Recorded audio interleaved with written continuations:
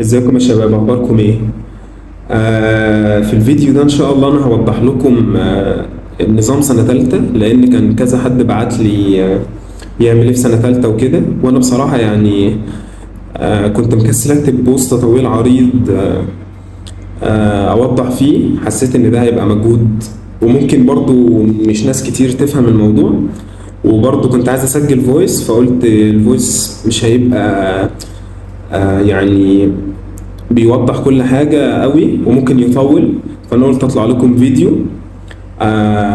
يعني أتكلم فيه كده باسترسال، وأقول لكم نظام سنة تالتة بيمشي إزاي.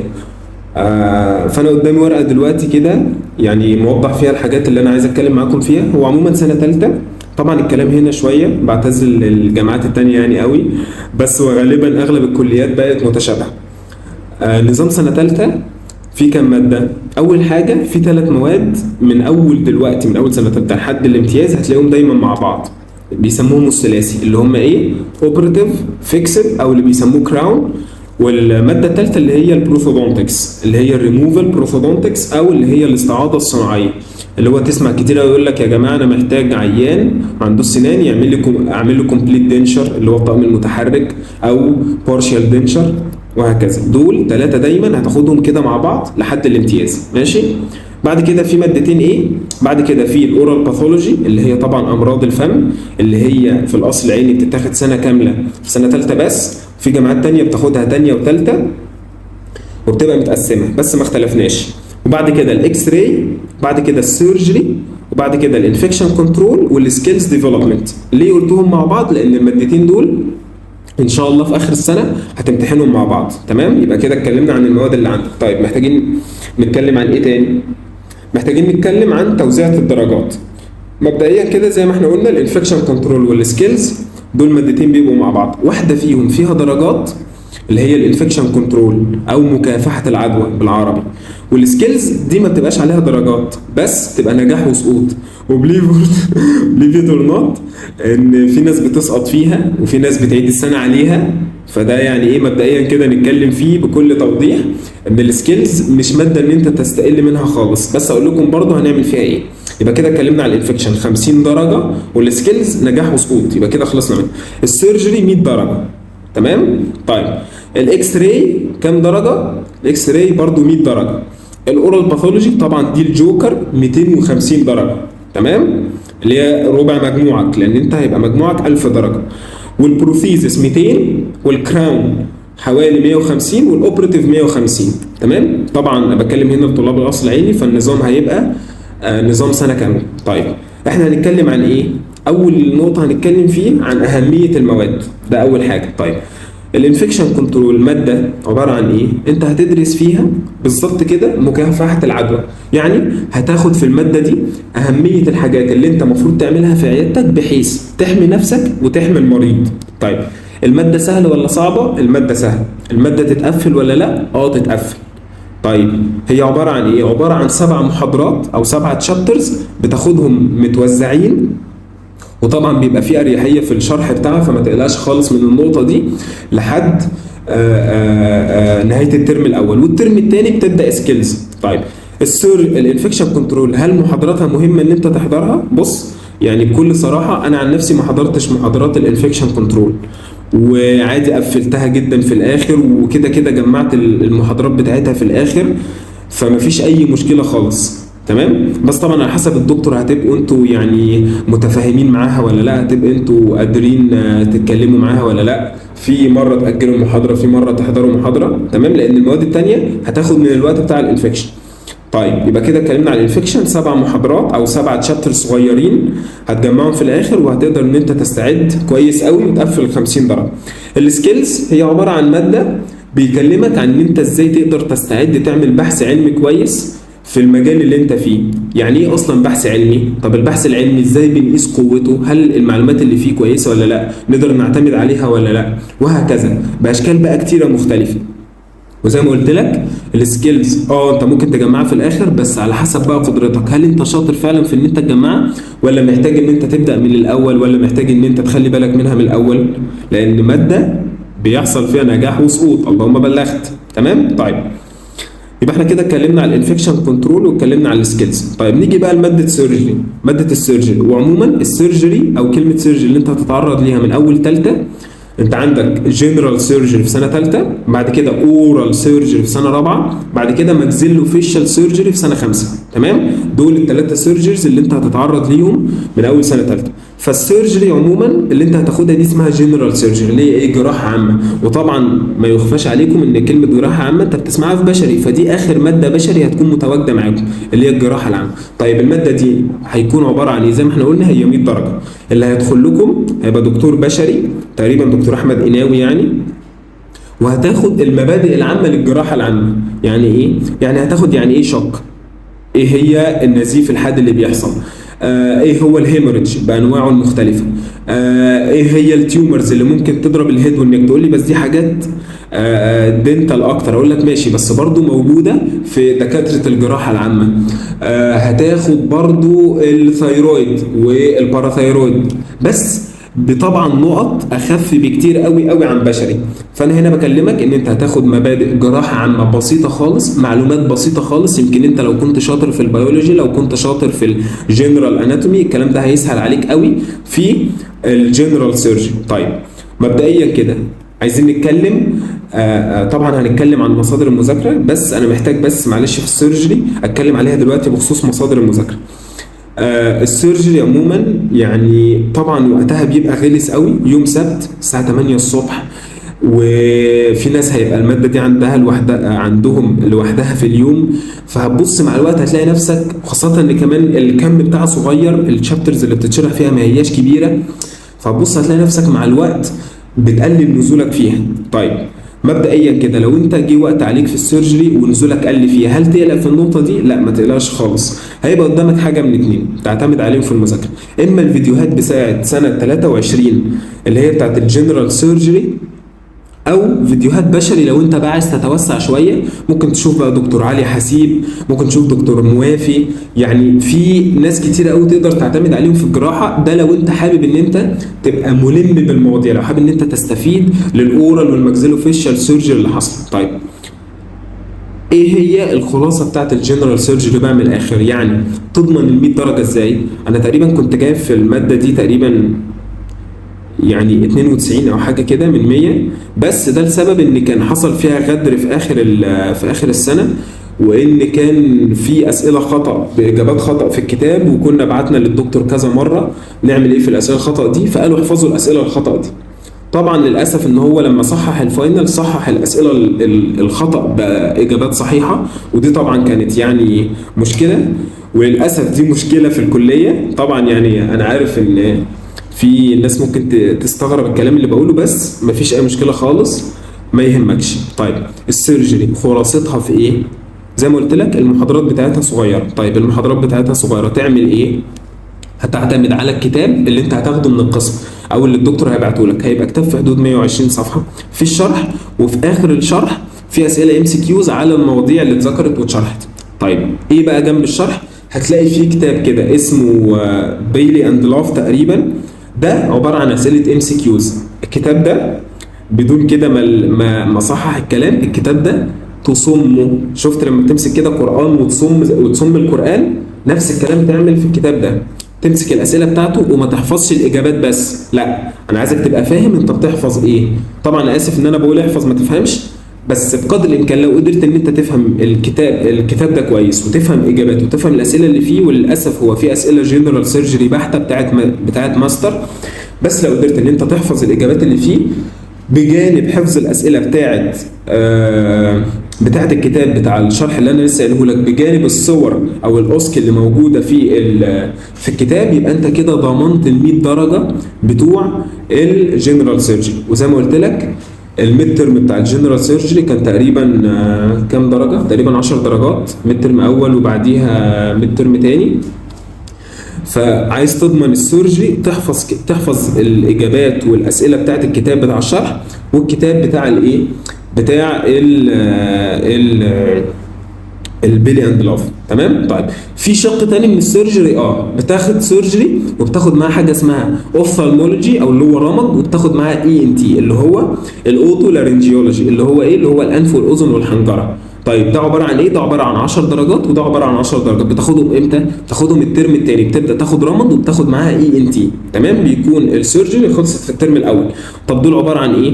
هتلاقي كل دكتور يبعت لك السلايدز، تقريبا الرمد كان 4 سلايدز، الاي ان تي كان الوقت زنقنا فكانت سلايد واحده بس او باوربوينت واحده بس.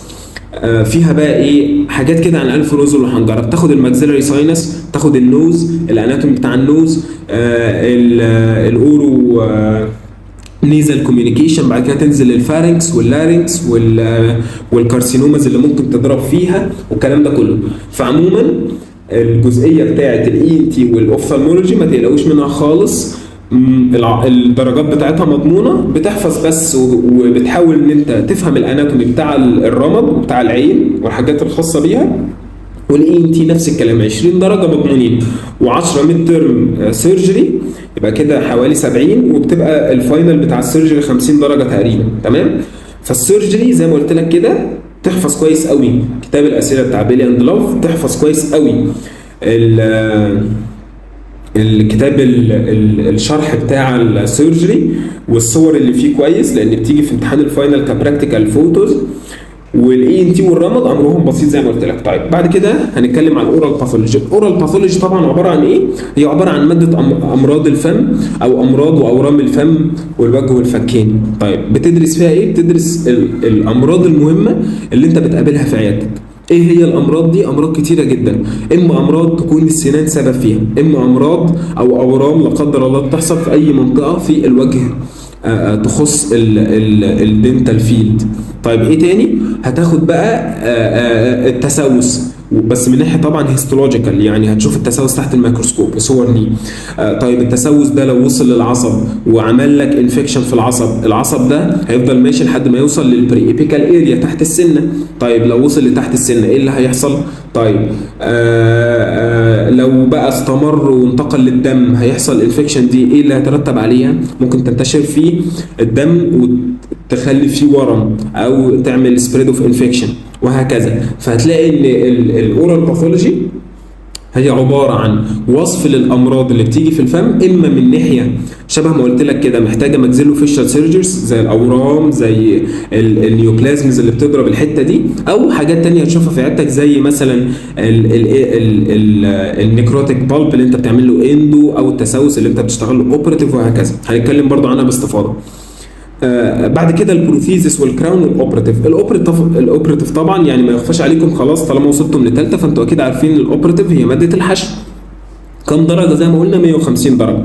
الكراون نفس الكلام، دي الماده الايه؟ دي الماده اللي انت اسمها الاستعاضه السنيه المثبته. يعني ايه؟ يعني بتعمل كوبري وتلحم فيه وتحطه على الاسنان بشكل ثابت.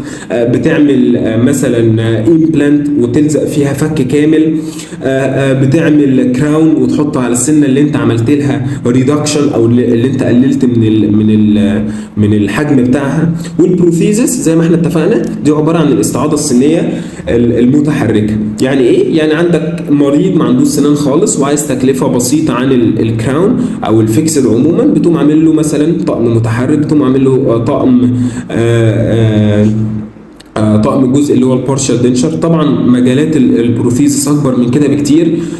في الماكسيلو فيشال ريجن انت ممكن واحد يجي لك ما عندوش سنان لا قدر الله من حادثه ولا حاجه، بس الكلام ده بيبقى ادفانسد شويه. طيب هنتكلم دلوقتي عن مصادر المذاكره بتاع كل ماده.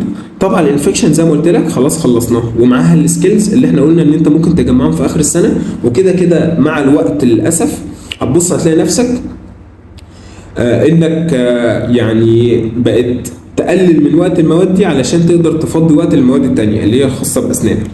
والسيرجري كده اتكلمنا فيها وقلنا تعتمد على مصادر ايه وازاي تضمن ال 100 درجه بتوع السيرجري. طيب هنتكلم بقى دلوقتي على ايه؟ على اول حاجه هناخدها هي الاوبراتيف. طيب الاوبراتيف كام درجه؟ حوالي 150 درجه. الفاينل بيكون كام؟ الفاينل بيكون 60 درجه، و30 درجه بقى متقسمين تقريبا 5 ميد تيرم و5 ميد ترم تاني يبقى كده 10 درجات، في 5 براكتيكال اولاني او 2.5 و2.5 براكتيكال تاني، دي كده 5 درجات يبقى كده 15، في 2.5 و2.5 ترم تاني يبقى كده 20، وتبص تلاقي 10 مثلا اعمال سنه وبوك ومش عارف ايه والكلام ده، و30 درجه فاينل. 30 درجه فاينل دول اللي هم بتشتغلهم انت في اخر الترم الثاني قبل امتحانات الفاينل، يبقى كده 60 درجه. وبعد كده ال 90 التانيين بتاخدهم فاينل، بيبقى عندك تقريبا براكتيكال 15 و75 فاينل نظري. تمام. طبعا البراكتيكال برضو بيبقى في هيئه صور. طيب يعني ما علينا من التفاصيل دي كلها، انت كده كده ايه هتبقى فاهمها كويس. احنا دلوقتي هنتكلم على ايه؟ دلوقتي هنتكلم عن مصادر المذاكره بتاعه الاوبراتيف. مبدئيا كده الاوبراتيف، اولا القسم بتاع جامعه القاهره كويس قوي قوي قوي من حيث الدكاتره ومن حيث طريقه الشرح، فانت مش محتاج ان انت تاخد كورس في الماده دي. تمام. ده طبعا من وجهه نظري، بس هنتكلم في الحته دي في الاخر بتاعت الكورس والكلام ده. طيب ايه تاني جنب السلايدز؟ مهم قوي ان انت تبقى حاضر المحاضرات لسبب بسيط، ان الاوبراتيف دي اول حاجه هتحطك في الكلينيكال فيلد، او اول حاجه هتقربك من اللي بيحصل في العياده، هتبقى فاهم يعني ايه كافيتي ديزاين، يعني ايه تعمل شكل الديزاين اللي انت هتحط فيه الحشوه اللي هي الليزر او الكومبوزيت اللي هو موجود. طب لو انت موجود في مكان تاني تحط امالجما اللي هي الحشوه المعدن. كل الكلام ده انت هتدرسه في المحاضرات بتاعه الاوبراتيف، بس لما بتحضر بتبقى قريب اكتر من شرح الدكتور، فتقدر تفهم بيتكلم ازاي من حيث الجزء البراكتيكال بتاعه، ازاي هو اتعرض ليه في العياده. بيقدر كمان يديك شويه نصايح او شويه استعدادات انت تخلي بالك منها، خاصه كمان المشكله ان دلوقتي الدنتال فيلد بقى كل يوم فيه جديد، فانت حضورك هيزود لك معلومات ممكن انت ما تاخدش بالك منها لو بتهتم بالسلايدز بس. طيب ليه اكدت على ان السلايدز مهمه؟ لان السلايدز في امتحان الفاينل بتاعنا جه منها اسئله كتيره قوي قوي قوي قوي قوي وقوي من هنا للصبح، فمهم قوي ان انت تبقى مخلي بالك من السلايدز بتاعت الاوبراتيف، حافظها كويس قوي قوي قوي، ومخلي بالك منها كويس قوي، وتفهم وتحفظ الصور اللي فيها كويس. ليه تحفظ الصور؟ لان الصور دي هيجي لك منها براكتيكال في اخر السنه. تمام. يبقى الاوبراتيف تركز في السلايدز وتهتم بحضور المحاضرات. طبعا عارف ان في ناس كتير مش هتحب تحضر المحاضرات، بس زي ما قلت لك حاول بقدر الامكان تحضر المحاضرات. طيب نتكلم بعد كده على الكراون. الكراون زي ما احنا اتكلمنا عليها كام درجه؟ 150، نفس بالظبط تقسيمه الدرجات بتاعه الاوبراتيف، ولكن ال ال ال ال التوزيع بتختلف. يعني عندك 60 خلال السنه و90 فاينل، خلاص خلصنا منه. ال 60 بيبقى 10 ميد ترم او 15 و15 ميد ترم تاني، ده كده 30، والباقي بقى براكتيكال ترم اول وبراكتيكال ترم تاني. طبعا في نقطه انا برضه عايز انصحكم بيها وبعنوان ما تغلطوش غلطتي. احنا لما جينا دخلنا السنه اللي فاتت الكراون، كان كده في سمعه منتشره على الكراون يقول لك ايه، ما تحاولوش تهتموا ببراكتيكال الكراون ده، مهما عملت ومهما اشتغلت كويس هتلاقي السنه وحشه وهتلاقي الدكتور بيديك درجات وحشه، ويعني مهما عملت، وتفضل بقى تلاقي ميمز موجوده على الجروبات بتاعت اسنان والفينش لاين، وانت عامل اوفر ريدكشن واندر ريدكشن والكلام ده كله. من الاخر كده ما تسمعوش لحد، بمعنى ان انت فعلا ممكن يبقى شغلك كويس وتحضيرك كويس للسنه، بس تيجي بقى تلاقي كلام زي ده، يقوم الكلام ده مقلل من عزيمتك، ويقوم الكلام ده عامل لك احباط ويخليك ما تشتغلش كويس او ما تبقاش معنويا كويس من حيث القسم. فتيجي تبص تلاقي نفسك اي تعليق من الدكتور، بدل ما تاخد التعليق ده وتستوعبه كويس وتبقى فاهمه كويس وتحاول انك تتحسن منه، تقول ما هو كده كده مهما عملت انا كده كده درجتي هتبقى وحشه. لا، احنا مش عايزين بقى الكلام ده، عايزينك تبقى تاخد التعليقات بتاعت الدكاتره فعلا بشكل كويس، تفهمها بشكل كويس، وتحاول ان انت فعلا تاخد معلومات الدكتور وتحسن من نفسك فيها. طيب ليه بقول لك الكلام ده؟ لاني لما اتقالت السمعه دي في الدفعه عندنا، ناس كتيره ما اهتمتش بالكراون، وناس كتيره سابت الدرجات بتاعت الكراون. طيب لما جينا بقى في البراكتيكال ايه اللي حصل؟ ناس كتيره جابت 9 من 15، ناس كتيره جابت 7 من 15، وفي ناس جابت 3 من 15. طيب هل دي بس الدرجات اللي كانت موجوده؟ لا، في ناس جابت 14 ونص من 15. طيب هل اللي جاب 14 ونص من 15 ده هل ده مثلا عنده مخ احسن منك؟ لا خالص، ما عندوش مخ احسن منك، بس الفكره ان هو كان مستعد كويس، كان مش مدي ودانه الناس تانية تتحكم فيها. فانت نصيحتي ليك في الكراون، ما ترميش ودانك خالص لاي حد، اشتغل وفعلا افهم كويس المعلومات اللي الدكتور بيقولها لك، واستعد كويس، وان شاء الله هتشتغل كويس في امتحان البراكتيكال. والكراون من النصائح اللي انا عايزك تخلي بالك منها، خد وقتك فيها خالص في الامتحانات العملي بتاعتها، وخد راحتك، وهات ستونز الماني كويسه. طبعا غاليه شويه للاسف، وصلت تقريبا 70 75 جنيه، احنا كنا جايبينها ب 45. فمعلش اتوصى شويه في الستونز، بس الستونز الالماني اولا هتجيبها وتنساها خالص، تفضل موجوده معاك لحد نهايه السنه، وحلوه في الريدكشن، ما بتبلدش بسرعه او ما بتتلمش بسرعه. تمام. والبرز نفس الكلام.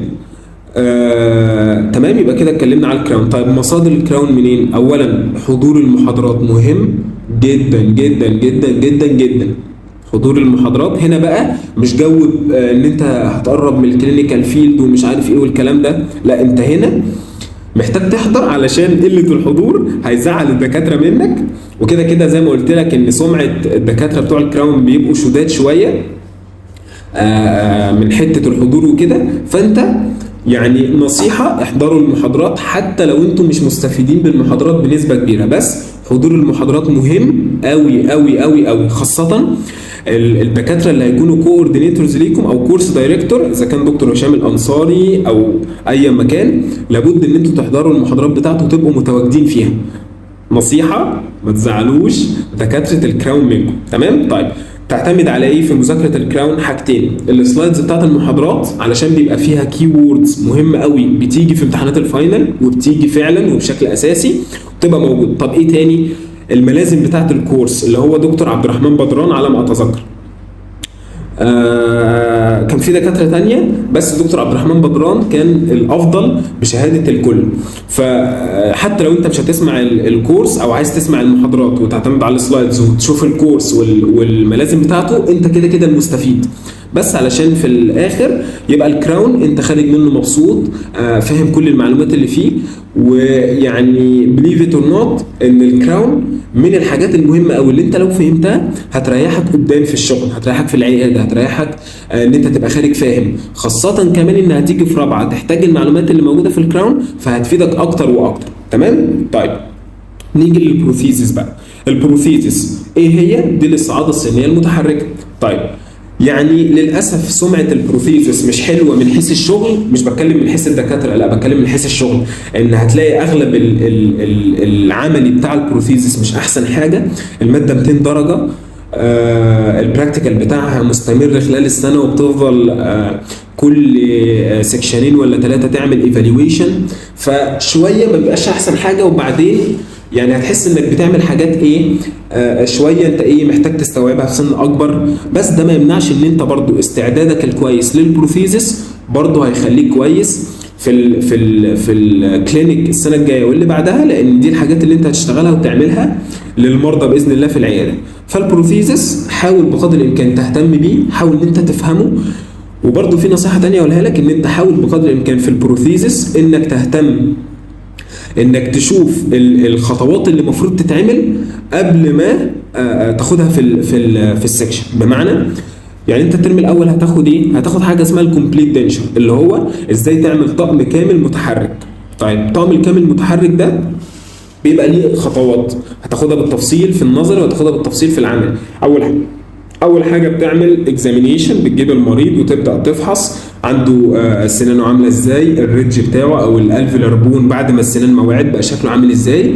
بعد كده بعد ما عملت اكزامينيشن بتبدا بقى تدرس الحاله. بعد كده بتاخد له حاجه اسمها برايمري امبريشن، وتصب او اللي هو العجينه اللي هي انت اكيد شفتها دي او درستها في الدنتال ماتيريالز.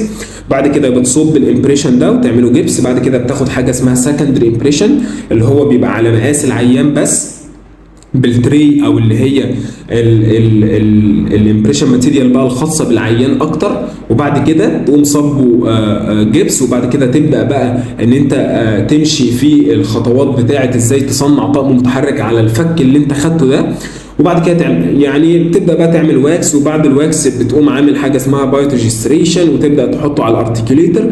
كل الخطوات اللي انا قلتها دي ممكن يبقى السكاشن سابقه فيها عن المحاضرات، وللاسف بتبقى انت لانك مش فاهم النظري قوي او لسه ما خدتش النظري ما بتبقاش مستوعب الاجزاء بتاعه الايه بتاعه العملي قوي. فعشان كده بقول لك حاول بقدر الامكان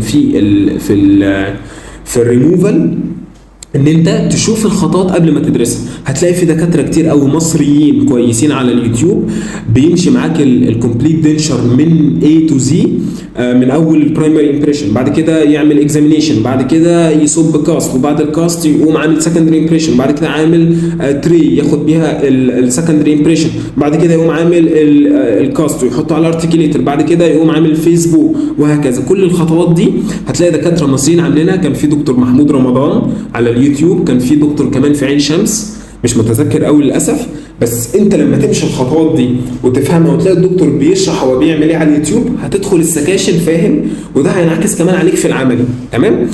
الترم الثاني بقى بتاخد ايه؟ بتاخد البارشال دنشر اللي هو الطقم المتحرك. اسهل بكتير من الكومبليت دنشر، تفاصيله يمكن زياده شويه، بس بالرغم من تفاصيله الزياده هو اسهل من الكومبليت دنشر. وزي ما قلت لك برضه هتمشي في الكلام ده برضه في السكاشن نفس ما عملنا في الكومبليت دنشر. الماده الفاينل بتاع 120 درجه، 20 براكتيكال و100 نظري. السكاشن بتاعتها هتلاقي تقريبا 30 درجه ترم اول و30 درجه ترم تاني، وميد ترمات 10 و10، دي كده تقريبا 80 او مثلا 20 و20 سكاشن، وفي بقى اعمال سنه، يعني حاجه في الرينج ده. انت برضو مسؤول الماده هيوضح النقطه دي بالتفصيل. طيب نيجي بقى دلوقتي على الاكس راي. الاكس راي هي عباره عن ايه؟ هي الماده اللي هي ماده الاشعه اسمها كده. طيب انت في الماده دي طبعا دي اول سنه هتتعرض للماده دي. باختصار كده الماده هتمشي معاك بطريقه منظمه قوي قوي من حيث التشابترز. يعني اول تشابتر هتاخده هيبقى المقدمه عن علم الاشعه، ازاي تم اكتشاف علم الاشعه. وطبعا يعني اعتقد ان انتم خدتوا مقدمه عن الموضوع ده في الفيزياء الحديثه اللي هو روينتجن، وازاي طلعت الاكس راي فوتونز، وازاي قدر ان هو يصورها والكلام ده كله. فانت اول حاجه في الاكس راي في الترم الاولاني بتاخد ازاي الاشعه اتعملت، بعد كده بتدرس الكرايتيريا بتاعت الاكس رايز ومقارنتها مع الضوء العادي اللي احنا بنشوفه كل يوم. بعد كده بتبدا بقى تعلى شويه وتشوف مكنه الاكس راي دي بتتكون من ايه. بعد ما بتشوف مكنه الاكس راي بتتكون من ايه بتبدا بقى ان انت تشوف الاشكال المختلفه اللي انت بتصور بيها في الدنتال فيلد. بعد كده بتدرس بقى الاجهزه المختلفه اللي انت بتحتاجها كادفانسد بروسيجرز لو هتمشي في اشكال مختلفه من علاج العيان. بمعنى انت مثلا جالك عيان محتاج يعمل اندو، هتعمل له اكس راي بطريقه معينه. طيب لو جالك عيان عايز يزرع، هل هتعمل له الاكس راي بتاعت الاندو؟ لا، بتعمل له حاجه بقى اسمها CBCT او اللي هي كوم بيم كومبيوتد توموجرافي. ده هتاخد الشابتر ده لوحده، وازاي بتصورها والمكنه بتاعتها عباره عن ايه، وبتصور ايه من الجسم وتصوره ازاي. هتاخد حاجه اسمها CT او اللي هو الكمبيوتد توموجرافي. بعد كده هتاخد الMRI اللي هو الرنين المغناطيسي. هتاخد بعد كده السيالوجراف اللي هو ازاي تصور الساليفري جلاندز. فعموما يعني الماده منظمه من حيث التدرج اللي بيحصل في الفهم، وطبعا العمل بتاعها من الطف الحاجات اللي انت تتعرض ليها سكاشن الاكس راي، لان بتصور على اصحابك. الحضور بتاعها يعني الترم الاول بيبقى لطيف، ممكن تغيب، بيبقى ليك نسبه حضور كده كويسه، وبيبقى الشرح بتاعها في السكاشن لحد الترم الاولاني بيبقى نظري بس تاكيد على الشرح بتاع المحاضرات. فيعني هي ماده لطيفه. والترم الثاني زي ما قلت لك بتصور على اصحابك، وبتبدا تفهم بقى الانجلز اللي انت تصور بيها، اذا كان ماكسيلاري تيث، اذا كان مانديبلر تيث، الكلام ده كله. تمام. فهي ماده لطيفه. حضور المحاضرات بتاعتها انا حاسس ان احنا تقريبا ما اتكلمناش على البروفيزس من حيث مصادر المذاكره. طيب بص، عموما هو مصادر البروثيزس، طبعا الكتاب بتاع البروثيزس بتاع القسم مهم جدا جدا جدا. طيب الكتاب بس، لو قدرت ان انت مع الكتاب تهتم بالسلايدز بتاعه المحاضرات يبقى انت كده يعني ايه بيرفكت. ليه؟ لان هي السلايدات عباره عن ايه؟ كل دكتور بيدخل يشرح لك المحاضره بتاعته بيبقى واخد من الكتاب ومزود على المعلومات اللي جابها من الكتاب معلومتين ثلاثه جداد جابهم من بره كحاجات ادفانسد او حاجات حديثه علشان يعمل لك زي ربط كده ما بين الجديد والقديم، وبالتالي بيشرح لك من خلال السلايدات دي. فالدكتور بيبقى حاسس ان ده مجهوده اللي هو عمله، وبالتالي بيجيب اسئله منين؟ من المجهود اللي هو حاطه. فزي ما قلت لك البروثيزس الكتاب بتاعه مهم، تعتمد على السلايدات جنب الكتاب. يعني لو ركزت هتلاقي ان انا في المواد الثانيه قلت لك ان السلايدات مهمه او مثلا اهم من الكتاب شويه، لكن في البروثيزس الكتاب مهم. طيب وطبعا الحضور بتاع المحاضرات، يعني البروثيزس ما كانتش عامله لنا مشكله قوي في الحضور الصراحه، بس لو قدرت ان انت تحضر المحاضرات ده هيفيدك قوي. برضو من حيث البوينت اوف فيو اللي انا لسه قايلها لك من شويه، ان انت بتبقى فاهم الدكتور بيتكلم في ايه، قادر ان انت تستوعبه. لكن لو ما حضرتش البروثيزس مفيش مشكله، بس تبقى مخلي بالك من النظري. طبعا تشوف مصادر مين، في دكاتره كتيره قوي قوي في النظري. في دكتور نورهان جامعه كفر الشيخ على ما اتذكر كان اسمها نورهان، في دكاتره كتير على الاب درايف، وفي برضه داتا الكليه بتاعت 2023 هتلاقيها كويسه تقدر ان انت تعتمد عليه. تمام؟ طيب الاكس راي تعتمد على ايه؟ الكتاب مهم جدا جدا جدا جدا. جانب الكتاب السلايدز. تمام؟ برضه السلايدز ليه بنهتم بيها؟ زي ما قلت لك البوينت اوف فيو اللي انا لسه قايلها لك من شويه. السكاشن بتاعتها لطيفه وبتبقى انعكاس للي اتشرح في المحاضرات. بس الترم الثاني السكاشن بتاعت الاكس راي بتبقى اهم شويه. ليه اهم؟ لان بقى ما بيكلمكش في نظري كتير اللي بتاخده في المحاضرات، على قد ما بيكلمك في الحاجات الكلينيكال اللي انت بتتعرض ليها. يعني مثلا خدت انت طريقه تصوير البانوراما من الناحيه النظريه، ان الجهاز عباره عن ايه وبيصور ازاي والكلام ده كله. في العملي ما بيديكش بقى الكلام ده، لا بيقول لك طيب ادي عندك صوره بانوراما، هو ايه اللي انت هتشوفه فيها؟ فالترم الثاني في الاكس راي مهم ان انت تحضر السكاشن. طيب كده هيبقى لنا ايه بقى؟ الماده اللي انا حبيت اخليها للاخر، الجوكر اللي هي ربع المجموع بتاعك، الاورال باثولوجي. هنتكلم في ايه في الاورال باثولوجي؟ زي ما عملنا هنتكلم في طبيعه الماده، واعتقد ان انا اتكلمت فيها ان الماده عباره عن ايه. طيب مبدئيا كده الماده مهمه من حيث ايه؟ الماده مهمه من حيث، ودي يعني بليف ات اور نوت، ان بتفرق قوي في اولا ثقتك بنفسك، ثانيا ثقه المريض فيك. ان انت كل ما تتوسع في ان انت تبقى فاهم طبيعه المشكله اللي العيان جاي لك بيها، كل ما كنت قادر توصل ده للعيان، وبالتالي كل ما كنت قادر ان انت تبقى دكتور شاطر. هو الدكتور الشاطر من الدكتور اللي مش شاطر هو عباره عن ايه؟ الفرق فيه ال ال ال ال الناحيه العلميه شويه. انت كله بيخرج بيعمل كافيتي، وكله بيعمل حشو، وكله بيعمل ريدكشن، وكله بيعمل بريدج وكراون والكلام ده كله. بس اللي يفرق واحد عن واحد ايه؟ ان انا هنا ليه في السنه دي عملت راونديشن للشارب انجلز؟ لان انا عارف ان ممكن الكراون يتكسر. طب انا ليه؟ الله اكبر الله اكبر، شباب لا اله الا الله. طيب وبالتالي اللي يفرق دكتور عن دكتور الناحيه العلميه بتاعته. فانت كل ما فهمت الاورال باثولوجي في سنه ثالثه، وطبعا للاسف الماده تقيله قوي ان هي تتاخد في سنه، وتقيله قوي ان هي يتم امتحانها مره واحده في فاينل اخر السنه، عارف؟ بس يعني انا بحس ان برضه طالب الاصل العيني كل ما اتزنق اكتر، وانا عارف ان في ناس كتير هتزعل من الكلام ده، بس كل ما اتزنق اكتر كل ما طلع افضل ما فيه اكتر. تمام؟ فالماده طبعا للاسف 250 درجه، عباره عن ايه؟ عباره عن 150 فاينل، وعباره عن 100 درجه بيتقسموا خلال السنه. طيب هو العملي اصلا بتاع الاورال باثولوجي عباره عن ايه؟ العملي بتاع الاورال باثولوجي انعكاس للنظري، بمعنى ان انت هتحضر السكاشن هيتم مراجعه فيها اللي انت خدته في المحاضرات. تمام؟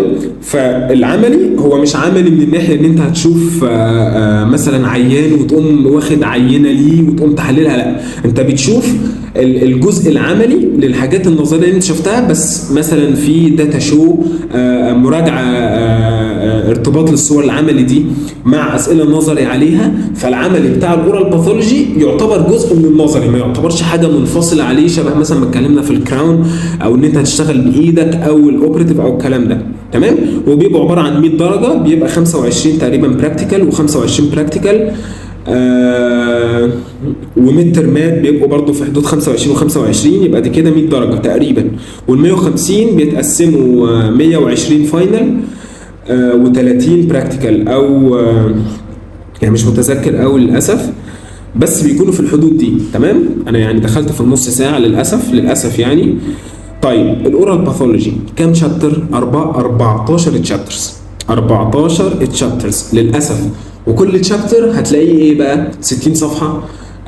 60 صفحه ده يعني مش وش وظهر. 60 صفحه ده يعني لو قلبتها 60 صفحه ده وش وظهر، يعني تلاقي 120 صفحه للاسف. بس في بقى نقطة تانية بتقلل من شعورك بالأزمة بتاعت الأورال باثولوجي والكم اللي فيها. إيه هي؟ إن أنت بتلاقي إن الأورال باثولوجي الدكاترة بتوعها كويسين جدا جدا جدا جدا فوق ما تتخيلوا، بالذات بتوع القصر العيني. إن الدكاترة كويسين قوي من حيث الشرح، من حيث الاهتمام بيك في البراكتيكال، لأن البراكتيكال بيعيد لك تاني للشرح في النظري، فأنت بتلاقي نفسك خلال الأسبوع عندك محاضرتين 4 ساعات وساعتين نظري وساعتين براكتيكال، فبتبص تلاقي نفسك 6 ساعات عباره عن اورال باثولوجي، فالماده بتتعشى في دماغك. طيب تستعد ازاي الاورال باثولوجي؟ مبدئيا الهاند اوتس بتاعت القسم مهمه جدا جدا جدا جدا، وكافيه ان انت تعتمد عليها للدخول للامتحان ايا ما كان بقى، امتحان نظري او ممكن كمان تقدر تاخد منها الامتحان الميد ترمات او تاخد منها كمان الامتحان البراكتيكال. بس الفكره في امتحان البراكتيكال ان انت بتمتحن بتشوف صور، والصور دي بيسالك عليها اسئله نظري، فانت محتاج في البراكتيكال ان انت تبقى شايف صور اكتر. طب الصور دي هتجيلك ازاي؟ هتجيلك من خلال السلايدات اللي موجوده اللي بيبعتها القسم. طيب السنه دي بقى، وده اعتقد يعني اللي انا قلت لكم عليه، ان انا هكون متواجد معاكم ان شاء الله. للاسف الفيديو بيخلص، هبدا فيديو تاني. ان انا هكون متواجد معاكم ان شاء الله للاستعداد لماده الاورال باثولوجي، بمعنى ان انا هكون موجود معاكم في الشرح بتاع الماده دي. طيب ليه موجود معاكم بالرغم من ان الهاند اوتس كويسه والنظري كويس بتاع الدكاتره والكلام ده كله؟ طيب نكمل بقى بسرعه كده السؤال اللي انا كنت لسه طرحه عليكم. ليه انا تواجدت معاكم في الاورال باثولوجي؟ لاني خلال يعني تعاملي مع الماده دي في بعض الديفوهات كده اللي انا بقى شفتها، وبالتالي جاي ان انا احل الديفوهات دي. بمعنى ان طلاب القصر العيني بالذات كانوا مثلا بيعانوا من مشاكل ان هم مثلا مش قادرين يحلوا قوي الاسئله بشكل كويس، او الاسئله النظري بالذات، او مثلا تعرضنا لامتحان الفاينل والصور والكيسز اللي اتعرضت في امتحان الفاينل كان مثلا فيها مشكله ان ايه، ان الطلاب تستوعبها، وبالتالي تواجدي للماده دي هو ان انا احل الحاجات دي. طب هل معنى كده ان انا مثلا الاجزاء النظري هكون يعني مؤل فيها، او ان انا مش هشرحها؟ لا، هشرح برضو الاجزاء النظري، لربما مثلا اوضحها مثلا بنقطه توصل لدماغك اسرع، اوضحها بنقطه مثلا تبقى انت قادر ان انت تكتشفها او تبقى قريبه لدماغك اسرع. وبالتالي تواجدي لشرح الماده دي زي ما قلت لك مش ان القسم وحش خالص، بالعكس قسم الاورال باثولوجي بتاع القصر العيني من افضل الاقسام للاورال باثولوجي في مصر عامه. بس زي ما قلت لك حابب ان انا اتواجد معاك، احل اسئله كتير معاك، اوريك ازاي الاسئله بتتحل، اوريك تفكر ازاي في حل الاسئله. طيب ناخد بقى ده ونروح بيه كلينيكالي، اوريك ازاي انت ممكن تتعرض للموضوع ده في العياده، وبالتالي اقربك اكتر اني اربط لك الاسئله والصور اللي موجوده عندك في الكتاب ان انت تلقطها على طول، حتى لو ما كانتش حتى لو ما كنتش انت فاكر النظري بتاعها. طيب ده عملته من خلال ايه؟ عملته من خلال الشرح اللي نزل على اليوتيوب، وعملته كمان من خلال الكتاب اللي ان شاء الله هينزل لكم خلال شهر 10 مثلا اول 11، ان اعمل لكم كتاب. وطبعا السنه دي هيكون الوضع مختلف شويه في طريقه وضع الاسئله، ان هيكون في ايسي او هيكون في اسئله مقاليه، فعملت لكم كتاب كل شابتر فيه في نوعيه اسئله مختلفه في ديفاين فتقدر ان انت تكتب وتحفظ اسرع، في رايت ذا ساينتفك تيرم فتقدر لما تشوف التعريف بتاع الحاجه اللي موجوده تقدر ان انت تتعرف عليها بسرعه. في اسئله كومبير، في اسئله وات ذا ايتيولوجي اوف، ايه هو سبب الحاجه اللي انت موجود عندك في التشابتر دي تقدر ان انت تكتبها. عندك اسئله كيسز، عندك اسئله ام سي كيوز، عندك اسئله اوسكي. فالكتاب لكل تشابتر هيبقى جامع لكل الافكار اللي موجوده في الشرح، وبالتالي حتى لو انت ما كنتش في احتياج قوي ان انت تسمع الشرح النظري، وده ما يسببليش اي مشكله خالص، ان انت حتى تستفيد بالكتاب ده. طبعا تفاصيل الكتاب هوضحها لكم، هينزل فين او هيكون متاح ازاي او هيكون متاح امتى، كل الكلام ده بس قدام شويه لما الكتاب يخلص ان شاء الله. وجود الشرح النظري مش معناه زي ما قلت لك ان القسم وحش خالص، ولكن انا حابب ان لو انت مثلا عندك مشكله او مثلا جيت خلال السنه نسيت مثلا الشرح بتاع الشابتر الاولاني اللي هو اكتيف ليجنز مثلا، حابب ان انت ترجع له، هتلاقيه موجود على اليوتيوب، هتلاقيه موجود بصور. والنقطه الثانيه برضو اللي انا ركزت عليها اكتر زي ما قلت لك ان انا اخدك للحته بتاعت العياده شويه ونخرج من الجو النظري، ان هتلاقي دايما زي برضو ما شرحت معاك الدنتيشن ان احنا لازم الاول نعتمد على الصور اللي لازم عينيك تحفظ، لازم طول ما عينيك حفظت خلاص النظر يبقى سهل بالنسبه لي. فهتلاقيني بعمل ايه معاك في شرح كل تشابتر، بقوم جايب الصور او الحاجات اللي المفروض تتشرح نظري، واقوم قايل لك اهو ادي كذا كذا، واقول لك بص كده بعينيك ادي اهو ده الشكل اللي انا عايز اقول لك عليه، الخليه دي شكلها كذا كذا عشان حاصل كذا. وبعد ما نتكلم في الصور اللي موجوده دي اقوم واخدك بقى من ايديك كده ورايحين للنظري ومراجعين على النظري بصور جنبي توضح الكلام النظري. فانا براجع معاك يعتبر مرتين لثلاث مرات شرح التشابتر اللي احنا بنتكلم فيه. تمام؟ طيب بما ان التشابترز بتاعت الاورال باثولوجي كبيره، وطبعا الفيديوهات انا ما حبيتش بقى شبه الدنتيشن كده افضل اعمل لك بارت 1 وبارت 2 وبارت 3 والكلام الفاضي ده، عملت ايه؟ جمعت التشابتر كله في فيديو واحد، ولكن ده ما يخليكش تقلق خالص ولا تمل. افرض انت ما كنتش عايز تسمع التشابتر كله، حابب مثلا تاخد البكتيريا الباروتايتس مثلا في تشابتر السليفري جلاند، تعمل ايه؟ هتلاقي ان معمول حاجه اسمها تايم كودز او تايم لابس او فيديو تشابترز، هتلاقي ان الفيديو مقطوع ومسمي لك كل فتره زمنيه ايه هو الحاجه اللي مشروحه فيها دي. فمثلا لو انت رحت للمالجنانت نيوبلازمز وحضرت في الكليه وكنت فاهم كويس ومثلا ما فهمتش الكابوسي ساركوما، هتلاقي في الفيديو بتاع المالجنانت نيوبلازم الكابوسي ساركوما بس. فتقدر ان انت تقدر ان انت تسمع من الفيديو الجزء اللي انت ما فهمتوش بس. وان شاء الله اوعدك بالفيديو والكلام اللي اتشرح فيه ان انت هتفهم كويس الجزء اللي مش واصل لك كويس. طيب هل ده بس اللي انا عامله؟ لا، هتلاقي برضو ان انا حلل لك اسئله الام سي كيوز بتاعت الكتاب اللي نازل.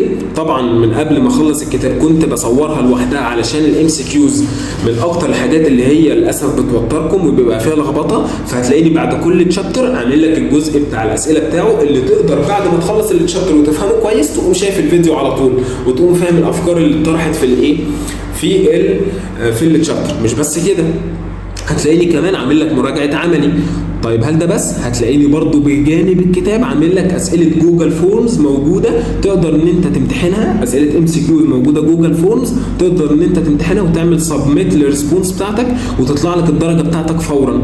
كام تشابتر على الجوجل فورمز؟ 14 تشابتر، ودول فور فري، لان لو حد مش قادر يوصل الكتاب هيلاقي عنده 14 تشابتر، كل تشابتر تقريبا 30 سؤال مغطيين يمكن اغلب الافكار اللي بتتسال في الام سي كيوز. وبالتالي عامل لك انا موفر لك كافه الحاجات اللي تخليك اولا تثق في نفسك في الاورال باثولوجي، تطمن ان ال 250 درجه دول في ايديك. مش بس كده، تطمن كمان ان الماده دي بالرغم من ان هي كبيره وبالرغم من ان طول الاسبوع انت عمال تتعرض لاورال باثولوجي ومحتاج تذاكرها كتير، لا، كل الدفعات اللي انا عملتها لك دي بقى تقدر ان انت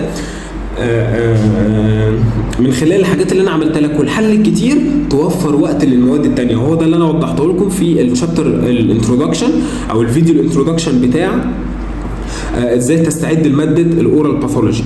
ان انا بقدر الامكان عايز اغذيك بالفيديوهات واغذيك بالحل واغذيك بالاسئله، ان انت توفر وقت لنفسك للمواد الثانيه، لان زي ما اتفقنا الاوبراتيف 150 درجه، الكراون 150 درجه، البروثيزس 200 درجه، الاكس راي 100 درجه، السيرجري 100 درجه، فتبص هتلاقي نفسك بتلعب في 750 درجه مش لاقي لهم وقت. طب تلاقي لهم وقت ازاي؟ تحل كتير، تشوف فيديوهات الحل، تبص على العملي اللي انا برضو هتلاقيني عامل لك العملي يعني لازقولك بنظري بشكل كويس قوي قوي قوي، بحيث العملي ما يبقاش عملي بس، ما يبقاش الحته بتاعت الصور بس، لا سالك في اسئله نظري كتير في البراكتيكال ريفيجنز بتاعت الايه، بتاعت الاورال باثولوجي. تمام؟ كل ده هتلاقيه ان شاء الله في اليوتيوب تشانل، وهنزل لكم برضو الجوجل اكزامز، الجوجل فورمز اكزامز تبقى موجوده على كملف كده كامل، فيه بقى الاوتو اميون ديزيز والسبريد اوف انفكشن والبيناين والبري مالجنت والمالجنت والكلام ده كله. تمام؟ طيب يعني اعتقد كده ان احنا اتكلمنا في اغلب الافكار اللي انا محتاج اناقشها معاكم، بس دلوقتي بقى عايزين نتكلم في شويه نصايح كده يعني عايزكم تخلوا بالكم منها، لاني النقط دي مهمه. مبدئيا كده خلوا بالكم ان سنه ثالثه هي المرحله اللي بيسموها بري كلينيكال، بمعنى دي مرحله ما قبل العياده، يعني هيبدا من السن ده يتحط عليك لود، اولا ايثيكال لود، يعني عامل اخلاقي، ان انت هتبدا بقى يعني مش تحتك بالمريض، ولكن هتحتك بالحاجات اللي انت هتقابلها مع المريض السنه الجايه، فلازم تبقى مخلي بالك ان النقطه الاخلاقيه تنميها من دلوقتي لحد ما تقابل المريض السنه الجايه، ان انت تخلي بالك من الشغل العملي اللي انت المفروض تعمله في السكاشن، ان انت تراعي ضميرك وما تغشش بقى، ولا مثلا تيجي في امتحان الكراون تقوم واخد سنه من حد وقوم غششها، او ان انت مثلا ما تشتغلش، او ان انت تغيب من كل السكاشن وما تحضرش وتضربها طبنجه. لا، لازم هتستفيد بحضورك للكليه، وزي ما قلت لك في عامل اخلاقي، مش بس عامل اخلاقي، في عامل علمي وفي عامل عملي هينمو معاك مع مرور الوقت. وبالتالي سنه ثالثه مش بس البري كلينيكال، لا دي المرحله اللي بيتحط عليك لود ان انت هتحتك لازم بالعيان السنه الجايه، فلازم تخلي بالك من النقطه دي.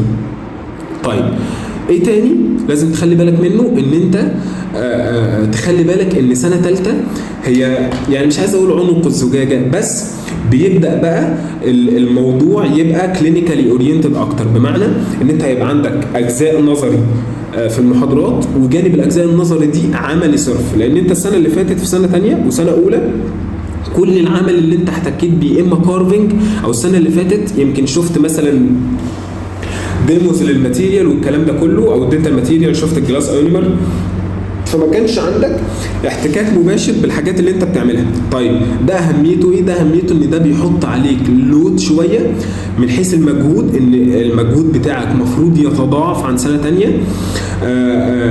خساره الدرجات للاسف بتزيد، بمعنى ان لو كان مثلا الاول في سنه ثانيه جايب مثلا 97، لا بتلاقي الاول في سنه ثالثه جايب مثلا 94 93. ليه؟ يعني زي ما قلنا ان النظري بياخد جزء ومجهود كبير قوي، والعملي كمان بياخد جزء ومجهود كبير قوي، فانت عارف كده اللي هو ايه، لما شفت انت محمد سعد لما يقول لك حلق من هنا، طب الحق هنا، بالظبط كده ده اللي بيحصل. فانت بتحاول تحلق من النظري بتلاقي نفسك شويه نقصت في العملي، تحاول تحلق في العملي تلاقي نفسك نقصت شويه في النظري، بس ده ما يمنعكش ان انت تبقى بقدر الامكان تحاول تسعى وتعمل اللي عليك لحد اخر لحظه. تمام؟ فلما تعمل اللي عليك صدقني الموضوع بيبقى اسهل بكتير، وما بيبقاش عندك تأنيب الضمير اللي هو بتاع نقص الدرجات، لان هتبص هتلاقي نفسك كل الدفعه بتنقص. تمام؟ ف نقطة ان انت اللود بيختلف من حيث الناحية الاخلاقية والعلمية والعملية موجود، اللود كمان من حيث الدرجات لازم تخلي بالك منه، علشان ما تجيش تبص تلاقي نفسك مثلا في اول امتحان عملي نقصت، مثلا اول امتحان تجريبي ولقيت نفسك مثلا، يعني انا ما انساش ان الكراون كان مثلا في اوقات جبت سي، ده في اللوك بوك السي مثلا استمرت، لما جبت السي جبت تقريبا بي ماينس، البي ماينس قعدت مثلا سكشنين 3 بقت بي، البي بقت بي بوزيتيف، لحد ما اخر بقى قبل الامتحانات بقت A بلس. فانت يعني لازم ان انت تبقى مستوعب ان انت بتتعلم ولازم تغلط علشان تتعلم. مفيش حاجه اسمها انا هتعلم من غير ما اغلط، لا، لازم تغلط وتتعلم من غلطك. كل ده هيفيدك وهيديك ثقه. طيب عايز اضيف ايه تاني؟ عايز اضيف ان انا زي ما اكدت عليك الحته بتاعت اللود الاخلاقي واللود بتاع الدرجات، محتاج برضه اكد عليك بقدر الامكان لو قدرت توفر وقت من السنه دي ان انت تبقى متواجد في سنه ثالثه او اي وقت فاضي، تحاول بقدر الامكان ان انت، للاسف الفيديو هيقطع فحاول ان انا اصور فيديو ثالث. اكمل معلش اخر فيديو ان شاء الله يعني يبقى الاخير عشان عارف الموضوع دخل في ساعه. النقطه اللي كنت بكلمكم فيها ان حاول بقدر الامكان يكون في الوقت الفاضي. طبعا انا عارف ان الموضوع بيبقى صعب، بس يعني مسيرك برضو تزهق من ماده، ما تبقاش حابب تبص في كتاب. فنصيحتي ليك في الوقت ده ان انت حاول تطور نفسك في الجانب العملي. يعني ايه تطور نفسك في الجانب العملي؟ يعني تحتك اكتر بالدكاتره اللي شغاله كلينيكال او اللي بتعمل كورسات على اليوتيوب او اللي مثلا بتوضح نقطه على اليوتيوب او الكلام ده. بمعنى يعني مثلا انا عارف ان انت مش هتشتغل لبيشنت وعارف ان انت مش هتعمل كومبوزيت على بيشنت، بس ده ما يمنعكش ان انت تحاول تشوف التكنيكس المختلفه اللي بيتم مثلا بيها عمل الدايركت كومبوزيت فينير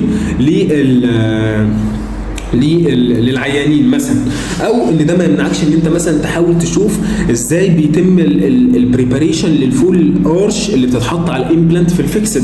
عارف ان دي حاجات هتعملها في الاورثو، بس لما تبقى انت واخد بيزكس في سنه ثالثه وتشوف الكورسات دي لازم هتضيف لك معلومه. حتى لو انت ان شاء الله خلصت سنه ثالثه ونزلت تريننج في عياده هتبقى فاهم اللي بيحصل حواليك، ممكن تقدر تفيد الدكتور او مش تفيده، او تحاول ان انت يعني ايه توضح له بوينت مثلا تبقى موجوده في دماغك من البيزكس هو نسيها مثلا او هي مش واضحه بالنسبه له.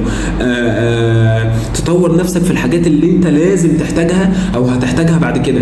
تطور نفسك مثلا في التصوير، ده ما يمنعكش خالص ان انت حتى لو بتاخد حاجات نظري وحاجات بري كلينيكال ان انت تطور نفسك في التصوير، لا اتطور، شوف فيديوهات عن الدنتال فوتوغرافي، شوف فيديوهات عن الماركتنج. كل الكلام ده بيثقلك كشخص للاستعداد اللي بعد كده. سنه رابعه انت هتستفيد، سنه خمسه انت هتستفيد، حتى لو استفدت بالمعلومات اللي انت جمعتها في الامتياز برضه انت المستفيد. فالحاجات دي حاول ان انت بقدر الامكان تعملها في وقت فراغك، حاول ان انت بقدر الامكان تطور من نفسك في الجانب ده. واخر حاجه عايز اتكلم فيها ان ده ما يمنعكش خالص خالص خالص ان انت يعني ترفع عن نفسك. بمعنى اني انا مثلا كنت بروح حجز كوره مع اصحابي اللي في الكليه، فحجز الكوره ده مثلا كان بيجي كل اسبوع، بستمتع مع صحابي، بننسى خالص الكليه، نلعب ساعتين ثلاثه بتاع. فده برضو بيقلل من عليك اللود شويه، بتهدى شويه. طبعا عارف ان للاسف الحاجات دي بتبقى صعبه شويه لان بيبقى عليك امتحانات كل شويه، وخاصه بقى الطالب النيرد يعني هيعوز ان هو يستعد كتير ويغيب. بس صدقني حتى لو وراك امتحان ميد ترم كل الحاجات دي بالعكس مش بتاثر عليك على قد ما بتفيدك بالايجاب، ان هي بتخليك ترجع تصحصح اكتر، ان انت تستعد للمذاكره، ان انت تتحمس اكتر، ان انت تبقى متفائل اكتر، بتشيل يعني مفيد فعلا الموضوع. لو انت مالكش في الكوره حاول ان انت تتفق خروجه مع صحابك يوم الخميس، لازم لازم لازم تعمل لك يوم على الاقل ترفع عن نفسك فيه. طبعا مش بتكلم ان انت ترفع عن نفسك في الفاينل والحاجات دي، بس بقدر الامكان ترفع عن نفسك ان انت يعني تخرج بره الدنتال فيلد، لان صدقني هتتخرج وهتخلص وهتبص هتلاقي نفسك ان الموضوع ما كانش يعني ايه محتاج التنشانه اللي انت فيها دي قوي، او هتخلص سنه ثالثه وتكتشف الموضوع ده. فبالراحه على نفسك، اهدى خالص، خد الموضوع بلذاذه، حاول ان انت يعني تبقى على طول كده اوبتيمستيك، وعلى طول كده متفائل، وعلى طول كده بتدي طاقه ايجابيه للي حواليك. لان من الحاجات اللي انا بحافظ عليها قوي وانا في السكاشن مع صحابي لازم كده ايه تروش مع صاحبك ده، تضحك مع صاحبك ده، تنكش مثلا او تطلب حاجه من زميلك، تطلب حاجه من زميلتك، تعمل شير مع حاجه في السكشن كله. يعني لازم يبقى عندك الروح دي، لان صدقني هو ده اللي بيقعد. هتتخرج وكل حاجه هتتنسي، هتنسى انت جبت كام، هتتنسي انت اول ولا تاني ولا تالت. كل الحاجات دي في الكلينيكال فيلد بتتنسي تماما. بس اللي الناس بتفتكرك بيه، انت كنت كويس ولا لا، ساعدت غيرك ولا لا، كنت انسان حسن النيه ولا لا. لان للاسف هتبص هتلاقي ان خلال وجودك في السنه هتلاقي ان في اللي بيتمنى لك الشر شويه، في اللي هو يعني بيغير منك شويه، في مش قصه بيغير منك ان هو يعني ان هو انت احسن منه، لا، بس بيكون يعوز احسن. فحاول بقدر الامكان ان انت تبقى مستوعب الشخصيات اللي حواليك، تبقى فاهم الشخصيات كويس، تبقى ايجابي، ما تبقاش سلبي كده وعلى طول بتصدر روح تشاؤم، لا، خد كل حاجه ببساطه. هتخلص السنه، يعني صدقني هتبدا السنه من هنا تبص تلاقي نفسك في امتحانات الفاينل، خلاص الايام بقت بتجري، الوقت بقى بيجري، فاهدى خالص، خد كل حاجه ببساطه. واعتقد كده يعني ان احنا اتكلمنا عن الفرق بين سنه ثانيه وثالثه، اتكلمنا عن مصادر المذاكره تعتمد على ايه في السلايدز، اتكلمنا عن اللود الاخلاقي وان انت لازم تبقى مستعد كويس وعامل انفكشن كنترول كويس ولابس البلطو والماسك والجلافز والحاجات دي، واتكلمنا عن اهميه المواد وكل ماده بتتكون من ايه وعباره عن ايه. طبعا بقى التفاصيل الثانيه اللي في المواد اللي هي الشابترز اسمها ايه، عباره عن ايه، مش عارف ايه، الحاجات دي كلها دي حاجات بقى مسؤولين المواد هيوضحوها لكم، تبتدوا بأني تشابتر، الحاجات دي كلها بتختلف من سنه لسنه. بس اعتقد كده ان انا يعني وضحت لكم كل اللي انا اقدر عليه، اللي انا فاكره واللي هيفيدكم في سنه ثالثه، ويعني اللي انتوا هتخرجوا بيه لو عملتوه ان شاء الله في السنه دي بشكل ممتاز، تخرجوا مستفيدين من السنه باكبر قدر. عارف ان دخلت يمكن في الساعه، بس معلش انا حبيت ادردش معاكم. ما تنسوش كنت اقول ما تنسوش تعملوا لايك وسبسكرايب، ما تنسوش هتلاقوا التشانل نازله على قناه الدنتيشن اسمها اورال باثولوجي دكتور صفوت حسن حاجه كده، وموجوده برضو على اليوتيوب، وان شاء الله يبقى قادر ان انا افيدكم باكبر قدر في الماده، وقادر ان انا اخدكم من الجانب النظري بتاعها ويبقى كلينيكال